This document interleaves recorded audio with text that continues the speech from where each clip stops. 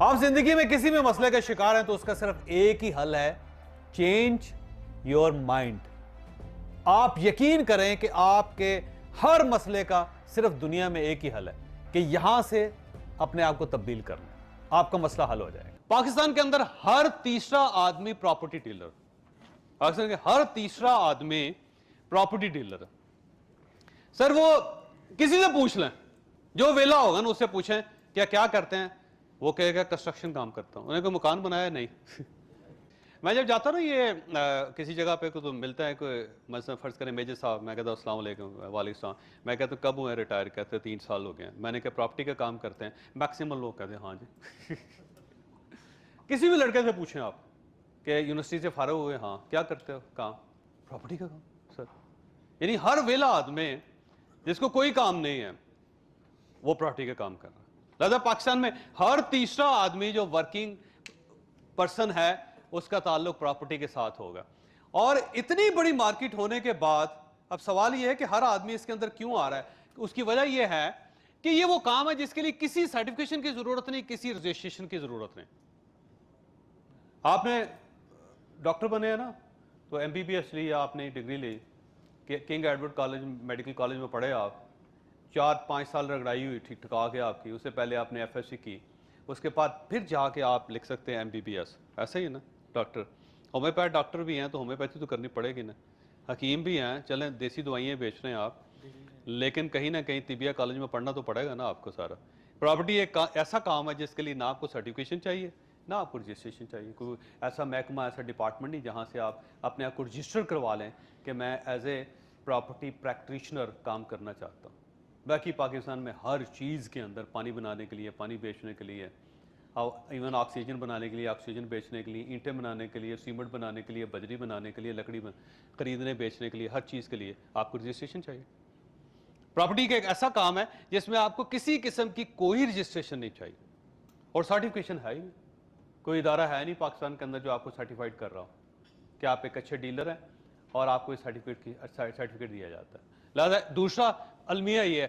तीसरा ये अलमिया ये है कि जितनी पाकिस्तान के अंदर कैश ट्रांजेक्शन हो रही है या ब्लैक मनी चल रही है वो प्रॉपर्टी के जरिए चल रहे हैं। पाकिस्तान के अंदर फर्ज करें पता चला कि 1/3 पोर्शन हमारा जो ना ब्लैक मनी में चला गया। गवर्नमेंट ऑफ पाकिस्तान जो होता है ना वो नोट छापती है ना, उसके ऊपर नोट के अंदर नंबर लिखा होता है। जब भी नोट मार्केट में फेंकते हैं तो नोट घूम फिर के वो 6 हफ्ते का उनके पास टाइम होता है, 6 हफ्ते में उस नोट ने वापस आना होता है बैंक में, 6 हफ्तों के अंदर। जब 6 हफ्तों में नोट वापस नहीं आता तो इसका मतलब है नोट गायब हो गया। और जब नोट गायब होते चले जाते हैं तो उससे पता चलता है कि कितनी दौलत ब्लैक मनी में कन्वर्ट हो गई, यानी लोगों ने अपने पास दबा के रखी हुई। अब उस दबाई हुई दौलत को निकालना कैसे है, क्योंकि गवर्नमेंट का तो नुकसान है। 1/3 आपकी जो पैसे हैं वो गायब हो गए हैं तो मुल्क कैसे चलेगा, तो उस पैसे को वापस भी तो लाना है ना। तो उसके लिए फिर वो क्या करते हैं, वो एक कोई ना कोई एक एमनेस्टी स्कीम जारी करते हैं। और ज़्यादातर पाकिस्तान के अंदर जितनी भी एमनेस्टी स्कीम्स होती हैं वो प्रॉपर्टी से रिलेटेड होती हैं। तो अल्टीमेटली क्या होता है, ब्लैक मनी प्रॉपर्टी में वापस आती है बाहर। वो नोट वापस आ जाता है, गवर्नमेंट खुश हो जाती है कि माशाल्लाह हमारे ये जो 40 करोड़ नोट्स थे ना वो वापस आ गए सर।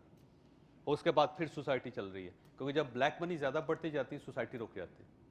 अब प्रॉब्लम यह है कि पाकिस्तान के अंदर इसलिए भी इसलिए भी ये इंडस्ट्री फ्लॉरिश कर रही है, ये चल रही है कि जितना कैश होता है लोग इसमें खपा देते हैं, जितनी ब्लैक मनी होती है वो इसके अंदर खपा देते हैं। लिहाजा ये भी एक अलमिया, एक ट्रेजेडी है इसके साथ। और ब्लैक मनी का प्रॉब्लम ये होता है कि एक वक्त तो आप कर लेते हैं, उसके बाद क्या करें, आप प्लॉट खरीद लिया, ठीक हो गया, एमनेस्टी मिल गई, अब उसको बनाएंगे कैसे भाई साहब, उसके लिए तो आपको वाइट मनी चाहिए। तो वहाँ आप क्या करेंगे, अब आप उसको बनाएंगे नहीं क्योंकि आपके पास वाइट मनी नहीं है। अब जो ही आप बनाएंगे फंस जाएंगे आप, गवर्नमेंट पूछ लेगी कि प्लाट तो छड़ो ना, बनाया कितों, ठीक। लिहाजा वो प्लाट के अंदर पैसे फंसते चले जाते हैं। इसलिए हर हाउसिंग सोसाइटी के अंदर हज़ारों की तादाद में, बल्कि बाज़ औक़ात इस तरह होता है कि अगर आपने 10 लाख प्लाट आपने लॉन्च किए हैं तो 1 लाख बने हैं, 9 लाख वैसे ही पड़े हुए हैं और उसकी वजह से हाउसिंग सोसाइटी चल ही नहीं रही। अब चलेगी कैसे कि लोगों के पास पैसे नहीं है। पैसे क्यों नहीं है कि वाइट मनी नहीं है उनके पास, तो कैसे बनाएं। लिहाजा ये भी एक ट्रेजेडी है इस मुल्क के अंदर। सर ये कि डाटा और सर्वे नहीं है सर, प्रॉपर्टी का पाकिस्तान में कोई डाटा नहीं है, कोई सर्वे नहीं है कि इस्लामाबाद के अंदर अगर काम कर रहे हैं कि क्या आपके पास डाटा है कि कितने लोगों को घर चाहिए और उनकी पेइंग कैपेसिटी क्या है, क्या उनके पास इतना पैसा है कि वो 5 मरले के घर चाहिए, उनको 10 मरले के घर चाहिए। अब सवाल ये डाटा है, डाटा बताएगा ना आपको कि इस शहर के अंदर कितने लोग हैं जिनके पास 5 करोड़ रुपए है और उस 5 करोड़ में वो कौन सा घर अफोर्ड कर सकते हैं। डाटा बताएगा ना आपको।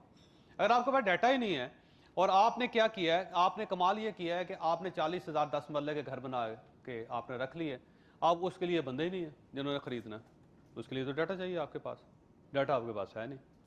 लिहाजा जो बनाई जा रहा है बनाई जा रहा है, जो बेची जा रहा है बेची जा रहा है और फंसता चला जा रहा है। गाहक भी फंस रहा है, बनाने वाला बेचने वाला भी फंस रहा है, तो वो फंसते चले जाएंगे सर इसमें। सर दूसरा ये है कि हम ना हमेशा सिर्फ प्लॉट के ऊपर फोकस करते हैं, बाकी 4 जो स्टेजेस हैं उनकी तरफ हम जा ही नहीं रहे, जिनके अंदर पैसा है, जो भी खाली है। तो ऐसी पोजीशन जो खाली है उसकी तरफ तो हम देख ही नहीं रहे, सिर्फ और सिर्फ प्लॉट से हम कर रहे हैं सर।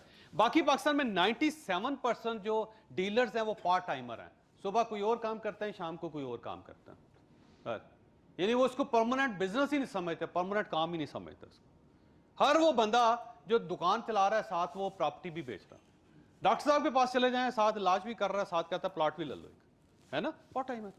97% part timer. जो आदमी कर रहा है वो क्या कर रहा है कि साथ प्रॉपर्टी भी बेच रहा है और साथ ये भी कर रहा हूं, ऐसे ही है ना, राइट। 97% सर ऐसे लोग हैं सर। और दूसरा ये है कि जितने प्रॉपर्टी डीलर हैं उनके सीरियस ग्रूमिंग इश्यूज हैं, उनकी पर्सनैलिटी वैसी नहीं है कि जो मतलब बंदा ये कह रहा है जी मुझे 5 करोड़ रुपए का प्लॉट खरीद रहे, खुद उसने टूटे स्लीपर पहने हुए हैं, बंदा एतबार कैसे करेगा, उसकी पर्सनैलिटी ग्रूम्ड ही नहीं, उसके साथ मैच ही नहीं करते। मैं अक्सर लोगों से कहता हूं कि लोगों की गाड़ियां देखा करें, उसकी बात और गाड़ी दोनों मैच करनी चाहिए, उसके एड्रेस और उसकी बातें मैच करनी चाहिए, उसका ड्रेस और उसकी बातें मैच करनी चाहिए। अगर वो खुद उसको कंघी करनी नहीं आ रही है, उसने कपड़े ठीक नहीं पहने हुए, या उसने खुद ये कह रहा है कि मैं अरबपति हूँ, खुद किसी से लिफ्ट लेके वहाँ पहुँचा हुआ है सारा, है तो आपकी वो मैच नहीं कर रही होती। लिहाजा सीरियस ग्रूमिंग इशू है, पर्सनैलिटी, कम्युनिकेशन का नहीं पता हमें कि कम्युनिकेट कैसे करना है। आगे चल के बताऊंगा आपका लाइफ स्टाइल उसका बड़ा पुअर है कि बहुत बड़ा घर बेचना चाहता है लेकिन अपना लाइफ स्टाइल बहुत पुअर है उसका। वो अपने घर में नहीं बुला रहा किसी बंदे को कि आ जाए जी मेरे पास, है ना, वहीं पे डील कर लेते हैं क्योंकि उसका लाइफस्टाइल इंतहाई पुअर है सर। और वो अनअवेयर है सर पावला सोशल मीडिया। याद रखिए कि सोशल मीडिया दुनिया की सबसे बड़ी दुकान है इस वक्त। दुनिया की 40% दौलत और बिजनेस जो है वो सोशल मीडिया पे ऊपर है। 85% प्रॉपर्टी का बिजनेस जो है सोशल मीडिया के ऊपर ग्लोबली, 85%। लेकिन हम में से जितने प्रॉपर्टी डीलर है वो अनअवेयर है, उनको सोशल मीडिया का पता ही नहीं सारा।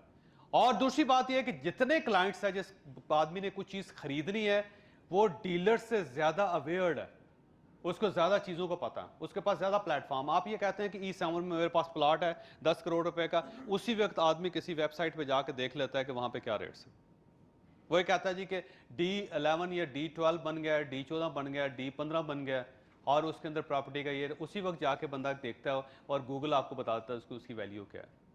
उसके पास ज्यादा प्लेटफॉर्म है, और जबकि हमारा जो प्रॉपर्टी डीलर है उसके पास कोई प्लेटफॉर्म नहीं है। लिहाजा अब वो परेशान है।